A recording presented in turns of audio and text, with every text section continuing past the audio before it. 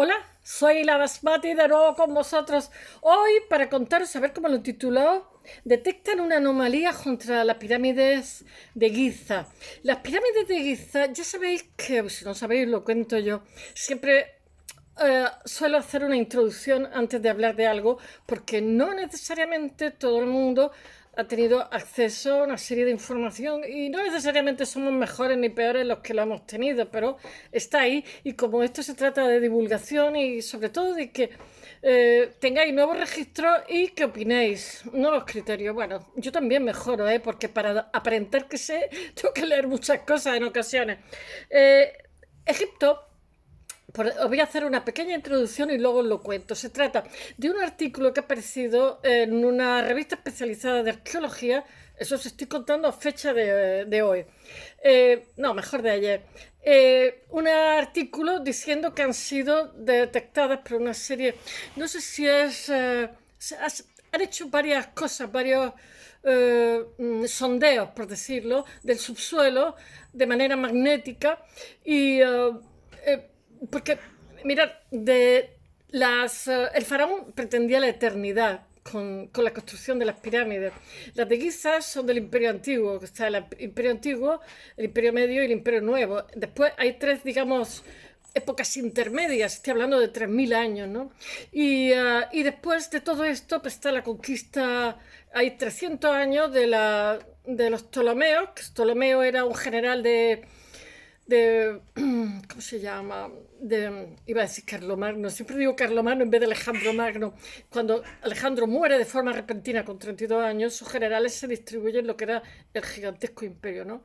Hay hay también una conquista aqueménide, me parece que eso es una época intermedia antes de Alejandro, están los persas, después están los Ptolomeos y después están los romanos, que lo conquistan unos poco antes de empezar nuestra era, por decirlo de alguna forma. Iba a ser una provincia romana, pero casi prácticamente en el año 1000 antes de Cristo, cuando en la época, la edad de hierro, los faraones han dejado de tener poder, pero durante los 3000 años anteriores sí lo tuvieron. Casi son paralelas, un poquito más antiguas los sumer que los egipcios. Realmente Sumeria se descubre en el siglo XIX prácticamente. O sea, lo mismo que en Egipto, como vive del turismo, hay una inversión nacional e internacional descomunal porque tres cuartas partes están todavía enterrados. En el caso de los sumerios, como ha sido una zona de constante hostilidades, guerra y tal, pues no solamente no se invierte tanto, sino que es una zona peligrosa para los arqueólogos, es una zona conflictiva y además de eso se ha repiñado muchísimo. Pero así todo siguen siendo los padres de la humanidad, los sumerios, a los cuales se les copia muchísimo. No podéis imaginaros los que vienen después. Afortunadamente porque así no se pierden. Pero que yo creo que se ha hablado de Sumer, pero seguiré hablando porque me apasiona. Prácticamente de Sumer hasta los micénicos me apasiona ese periodo. Después Grecia no es que no me apasione, sí, pero como sabemos más y conocemos más, pues bueno, voy a ver si os cuento un poco lo que está pasando, el artículo que han hecho los japoneses. Los japoneses es un país muy desarrollado, tienen unos medios bastante grandes para eh, sus profesionales que están allí investigando. Siempre todas las investigaciones que se hacen para evitar lo que les pasó a los pobres en el pasado, porque le han robado, a domado y les siguen robando, se hacen, pues es una investigación japonesa, ellos dicen una investigación egipcio-japonesa. Ellos tienen buenos profesionales también, pero no tienen los medios. Bueno, solamente deciros que las pirámides más famosas, las de Gaza, fueron construidas por los Apirus, que eran los futuros judíos que todavía no habían emigrado, esto que no tuvieron un convenio con la patronal bueno y se largaron. Estos judíos nunca fueron esclavos, fueron gente bien retribuida. Bueno, bien retribuida no lo sé, pero retribuida. Y además se han encontrado, como diría yo, hornos, restos de animales. O sea, quiero decir que eran esclavos esclavos, digo yo, obreros que se alimentaban bien, porque como comprenderéis, para mover no sé cuántos millones de piedras, porque de hecho las pirámides de Gaza la han intentado, no solamente estaban recubiertas, eran de blanco, refulgían como el fuego. La han utilizado de cantera la gente de alrededor. Eso es bastante habitual en los castillos y en todos sitios. Entonces no tiene su cubierta, de tal manera que estas pirámides eran mucho más altas, son mucho más bajitas, y el hijo de Saladino intentó, decía que era un insulto a Dios, intentó destruirla, claro, y no pudo, porque millones y millones de piedras, aunque quieran, no puede. Cuando vio que era una obra imposible, pues lo dejó. Quiero decir que las pirámides han tenido, y no digamos los colonizadores, han tenido agresiones todas. Con deciros, no me acuerdo que, porque mirad, nosotros lo aprendimos de pequeñito en el colegio como Keops, Kefren y Miserino, pero realmente las pirámides eran Jufru, Jafre y Menkaura, su nombre era egipcio, porque los que hacían estas crónicas eran los griegos y les ponían el nombre que les daba la gana. Herodoto and Company, y bueno, ellos son casi los inventores de la historia, casi no, son los inventores de la historia, y entonces pues ellos hacían sus crónicas, sus descripciones, porque eran una potencia, porque eran cultos, por muchísimos motivos, pero los nombres egipcios como que no, se los inventaron egipcios y tal. Claro, pero nosotros, por el área geográfica en la que nos movemos, Occidente, bueno, nosotros porque somos mediterráneos, en mi caso, pero Occidente en general, pues seguía por los griegos, porque es como que tenían buen criterio. Bueno, pues los griegos tenían buen criterio, menos cuando no lo tenían, que era también de vez en cuando, pero en fin.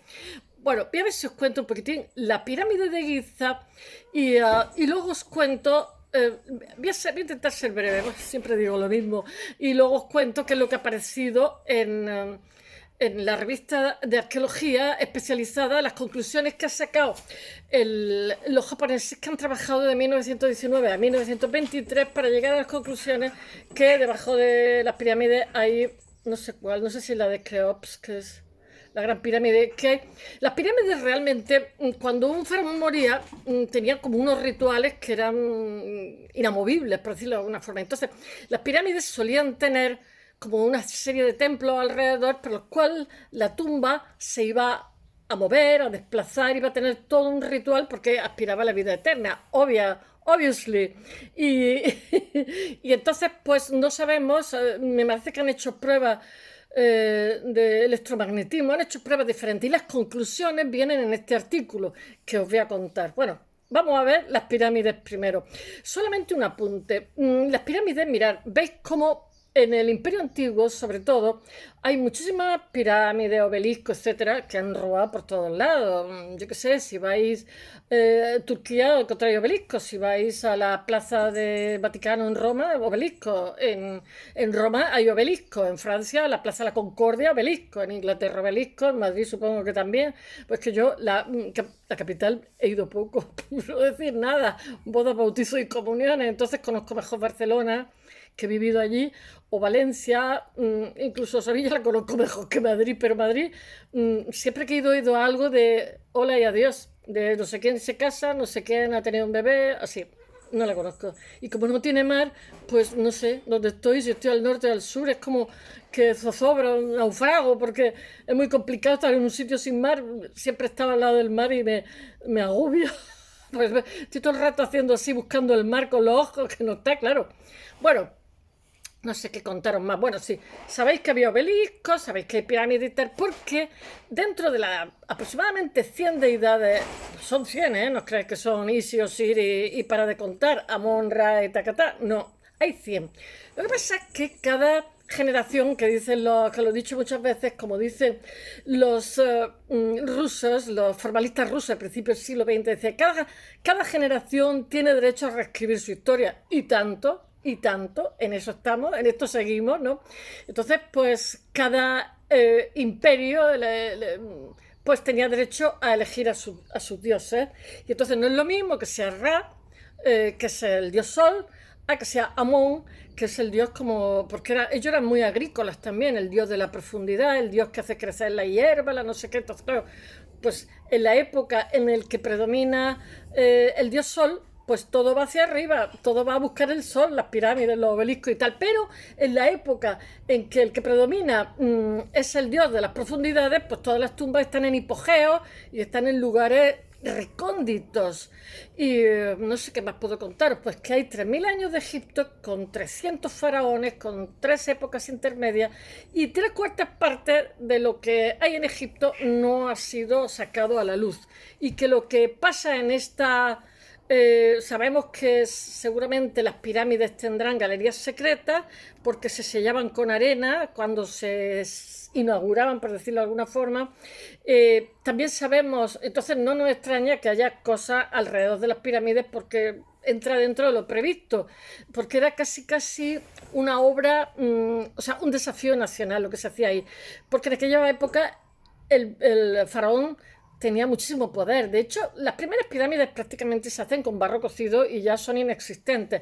Y después, con prueba y error, como en el mundo científico, pues a base de que se les caía o les zozobraba, pues acabaron haciendo pirámides más equilibradas de peso y de todo. Y se sabe también, esto se sabe porque se ha comprobado, que hicieron como ramales del Nilo para que llegaran muchos cargamentos casi a la orilla de la pirámide, y porque era más sencillo desplazarlos por agua que por tierra.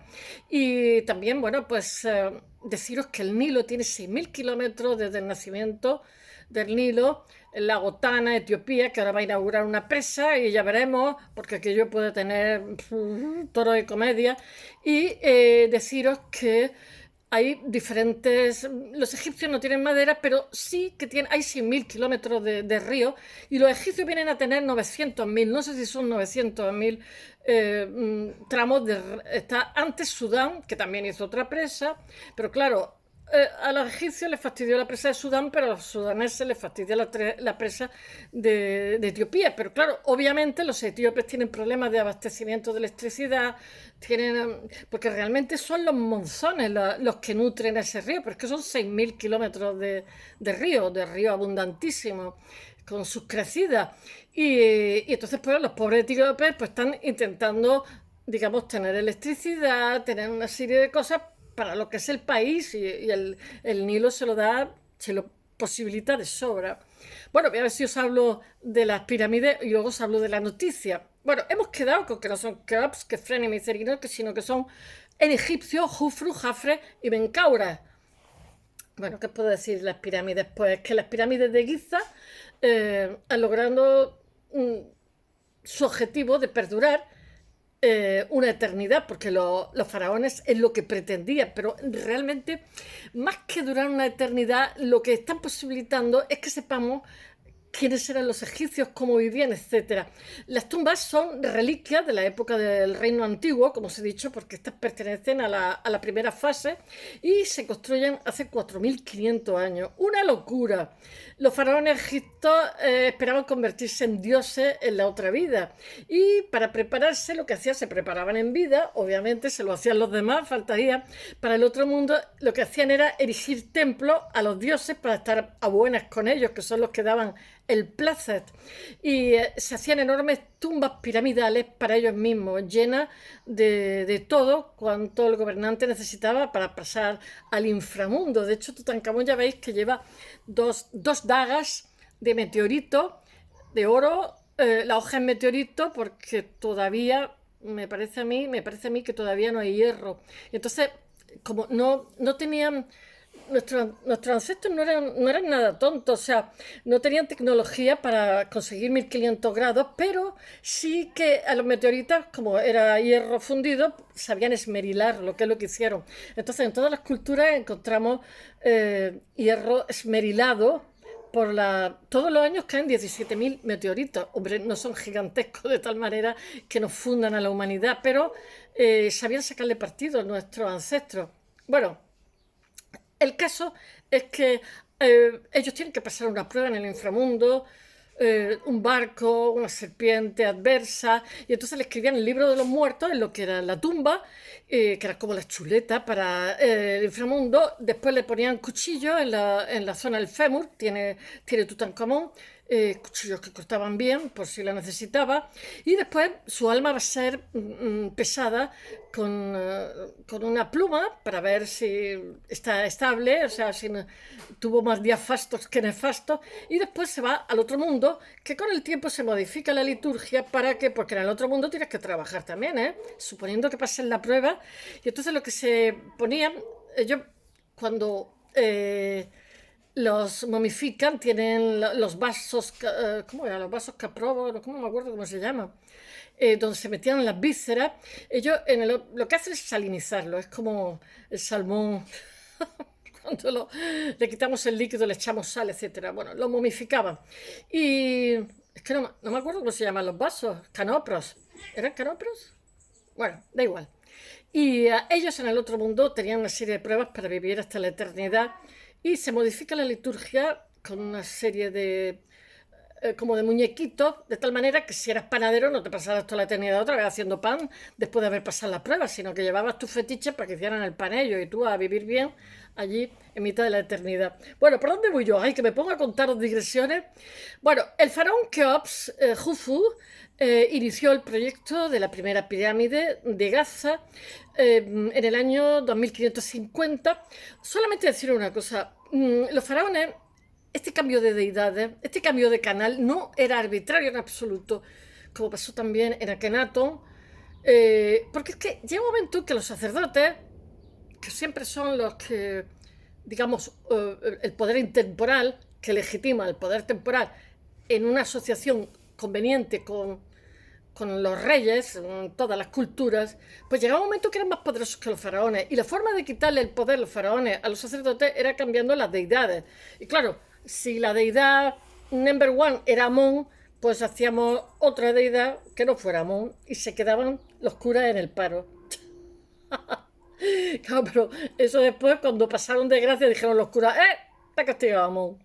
Y por eso, pero en fin, todos tienen el mismo problemilla, y es que los sacerdotes acaban siendo más poderosos que el propio faraón. Y por eso esa lucha cambiando las deidades para que evitar que predominen tanto. Bueno, ¿por dónde voy?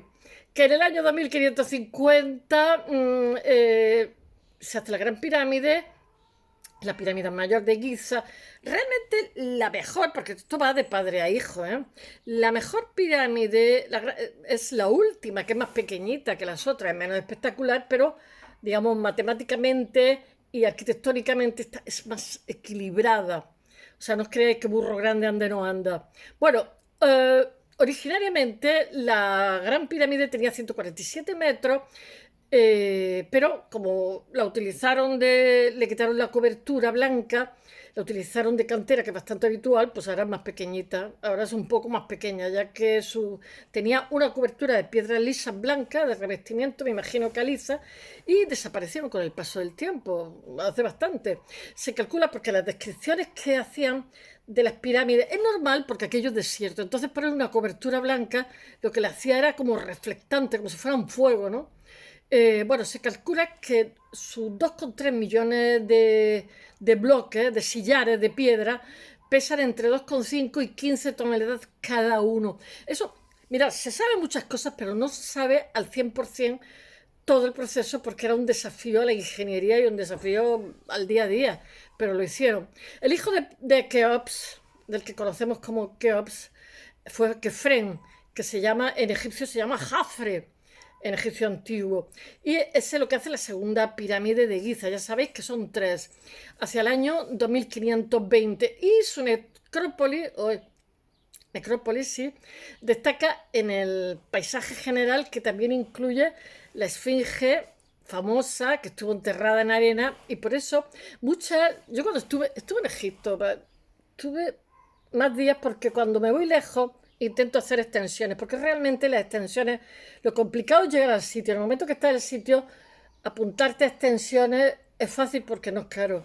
Y entonces, pues ya que está, pues nos apuntamos. Y nos fuimos a ver el lago Nasser. Montones de veces lo he dicho, no había nadie. Como había habido un atentado,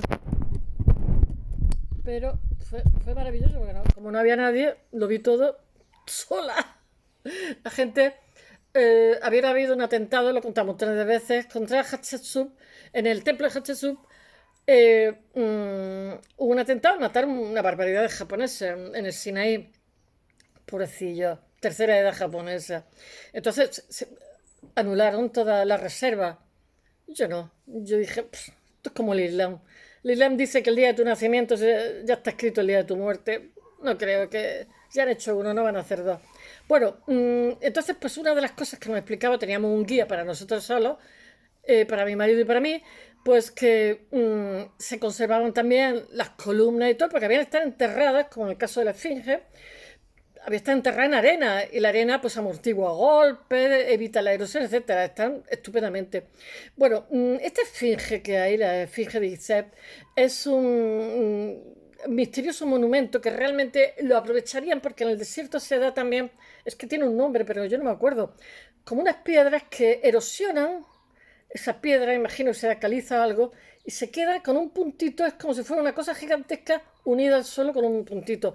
Y lo que supone, bueno, un puntito, con algo menor, ¿no? Lo que supone de esta esfinge es que sería una de las piedras que hay en el desierto, que lo que harían serían tallarla y sacarle partido, y es lo que hizo. Pero después se quedó enterrada, se mantiene bastante bien, le quitaron la nariz, porque los egipcios están convencidos que en las tumbas de todos los enterrados, los faraones y los principales del reino, eh, mm, tallaban su figura porque muchas veces tenían que volver o lo que fuera, y entonces volvían a la pieza, ¿no? Y entonces los egipcios pensaban que si le quitaban la nariz no podían respirar y entonces lo mataba. Esa pieza quedaba, no tenía el espíritu dentro, esa pieza de piedra, ¿no? Entonces la mayoría de esculturas que hay les falta la nariz. Y en el caso de la esfinge también tiene la nariz dañada. Bueno, es un monumento de piedra caliza, no se sabe bien lo que simboliza, con el cuerpo de león y cabeza de faraón. La esfinge, que antes del siglo XIX pasó miles de años enterrada en arena, con solo la cabeza visible, podría pertenecer, eso sí que lo sé yo, al complejo funerario de una de las pirámides, aunque realmente son hipótesis, no hay pruebas, porque no sé, la pirámide, como os he dicho antes, no solamente era la pirámide, sino tenía por lo menos dos templos, tenía una serie de cosas, y lo que han descubierto ahora, que no se sabe bien qué es, en zonas subterráneas. La tercera de las pirámides egipcias, que es considerablemente la más pequeña, pero la más equilibrada, mide menos de la mitad que la Gran Pirámide, o sea, 66 metros. Está también, le quitaron el revestimiento, está hecha por Menkaure, que es hijo de Jafre, hacia el año 2490, perdón, antes de nuestra era. Está dentro de lo que es el complejo piramidal, pertenecen al Imperio Antiguo y incluye dos templos separados, porque es que tenía un ritual, el enterramiento, por una larga alcanzada por donde iba el, el muerto, el faraón, y tres pirámides de reinas individuales. Las cámaras de Menkaura incluyen también una decoración de nichos que es única de las tres, y un techo abovedado en su cámara funeraria. Tiene, por decirlo de alguna forma, mejor crítica a la tercera pirámide, aunque sea más pequeñita. Está mejor de todo. Bueno, el sarcófago elaborado del faraón, ¿sabéis dónde está? En el fondo del mar Matarile, enfrente de aproximadamente donde vivo yo. Un barco que iba a pasar por Gibraltar naufragó, y el sarcófago que iba a Inglaterra, pues por aquí estará. En fin, eso fue de 1838, cuando Inglaterra era una potencia y Egipto era un protectorado suyo y podía sacar lo que le diera la gana. Los yacimientos arqueológicos de todo Egipto y los registros antiguos, así están de quemados los egipcios con el tema, o sea, es que lean a dos manos, ¿eh? Y además son muy cotizadas. Los registros escritos en antiguos papiros, lo que pasa es que muestran que los barqueros utilizaban el Nilo, ya os he dicho, con un ramal que habían hecho, y había una red de vías fluviales artificiales para llevar a cabo, o sea, para llevar los materiales de la cantera a la pirámide. Porque tened en cuenta que hay zonas de las pirámides que están hechas en materiales que son más difíciles de tallar, porque yo lo he hecho, y bueno, son de granito, ellos tienen mucho granito, de las canteras de Asuán, que me parece la segunda, catarata. Ellos lo llaman por catarata, la primera, la segunda, la tercera. Y entonces tienen herramientas de corte que son de cobre de la península de Sinaí y tienen también madera de Líbano, cedro, que el Líbano siempre exportó su madera, que es maravillosa. Para mantener a los trabajadores también llevan ganado de las granjas cercanas al delta del Nilo. Estaban bien comidos y bien tratados. Los epirus, los futuros judíos de las tribus de Israel que todavía no habían emigrado. Es probable que las comunidades de todo Egipto aportaran trabajadores y así como alimentos y otros artículos de primera necesidad para lo que se convirtió de cierto modo en un proyecto nacional, bueno, destinado a mostrar la riqueza, porque el faraón también, con toda esta situación, deslumbra a sus amigos y enemigos y el control de los antiguos faraones. Si las pirámides ayudan a construir el antiguo Egipto, también lo preserva de lo que fue esta antigüedad. Giza permite explorar un mundo totalmente desaparecido, nos permite saber quiénes fueron hace muchísimo tiempo. Y bueno, ahora mismo lo que pasa es que se ha encontrado en Giza unas grandes estructuras subterráneas y han hecho métodos de sondeo. Mirad, lo que está claro es que conforme la tecnología avanza, también avanzan los hallazgos porque hay otra forma de indagar sin meter un pico y una pala y es averiguando qué es lo que hay bajo la tierra. Y entonces lo que han averiguado son estructuras, me parece que con electromagnetismo, estructuras arqueológicas subterráneas. Y entonces son prospecciones geofísicas que han hecho los japoneses en el cementerio occidental de la necrópolis, identificando en toda esta prospección como una L que está conectada a otra zona más profunda y solamente deciros que esto ha sido publicado, este trabajo de 4 años, del 19, no, de 5, del 19 al 23, las conclusiones están sacadas en el 23, se ha publicado ahora y son 4 años, son bastantes años. El equipo de investigación japonés-egipcio, los egipcios siempre ponen primero a ellos y después los demás, que ha llevado a cabo una exploración geofísica en el cementerio occidental de Giza. Giza está bastante cerca del Cairo. La gran pirámide de Keops cree haber descubierto una zona, una anomalía bajo la pirámide, hasta ahora totalmente desconocida, con una estructura muy profunda en forma de L conectada a otra de mayor profundidad. Mirad, muchas veces se han encontrado túneles y tal, pero esto no túneles, sino como determinadas vías. Esto empieza y termina porque tiene un carácter ingenieril, pero esto por lo visto no, porque los trabajadores que estaban allí tenían que poder desplazar las toneladas, pues por ejemplo, cuando recubrían las tumbas real, pues a lo mejor era en granito, o sea, la cobertura la ponían de una manera, lo que había debajo de otro material, así, en función de lo que quisieran destacar, les ponían unos materiales u otros. Entonces, claro, esta gente estaba moviendo muchísimas toneladas y necesitaban hacerse con formas de acceso que lo pusieran más fácil, por decirlo de alguna forma. Pero lo que han encontrado ahora, que no saben lo que es como si dijéramos algo subterráneo muy grande debajo de la pirámide y no tienen ni idea de lo que es. Bueno, esto va a ser un descubrimiento bestial. Señala Motoyuki que ese ha sido el que ha hecho el artículo, que es de la Universidad de Tohoku, antes que los nombres japoneses, no, Tohoku, que ha publicado un artículo en la revista Archaeological Prospection, dice, pudo haber sido una entrada a la estructura más profunda. Bueno, la prospección se ha dicho que es entre 2019 y 2023 en un área plana y aparentemente vacía de zona de necrópolis de Giza. Está poblada de mastabas, un tipo de tumba de estructura rectangular y techo plano, donde se entierran miembros de la familia real y oficiales de alto nivel del antiguo Egipto. No hay restos significativos sobre el suelo, pero ¿realmente no hay nada bajo tierra? Es lo que se preguntan ellos y lo que nos preguntamos todos. Se lo preguntan los investigadores, porque mirad, la arqueología, lo que está claro es que, ¿cómo diría yo? Te contesta preguntas, pero te genera otras más difíciles que las que has hallado.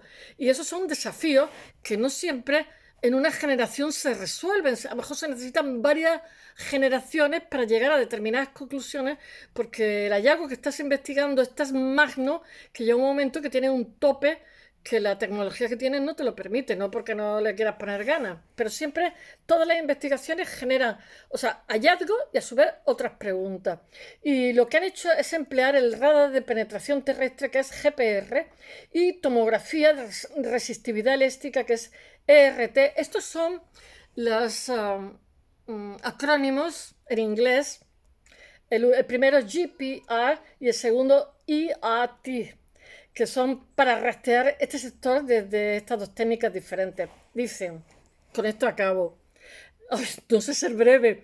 El estudio identifica una anomalía en forma de L en el extremo norte de uno de los 10 por 15 metros y hasta 2 metros de profundidad llenas de arena homogénea, lo que probablemente significa que se llenó un vacío con arena después de la construcción.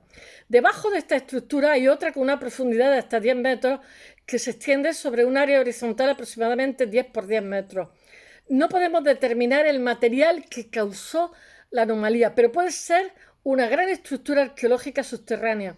Los resultados de nuestro estudio GPR y ERT apuntan a la posibilidad de la presencia de restos arqueológicos y es importante que se excaven rápidamente para establecer sus propósitos. ¡Qué maravilla! Bueno, chicos, con eso os dejo. Hasta mañana. Dadme vuestra opinión. Bye.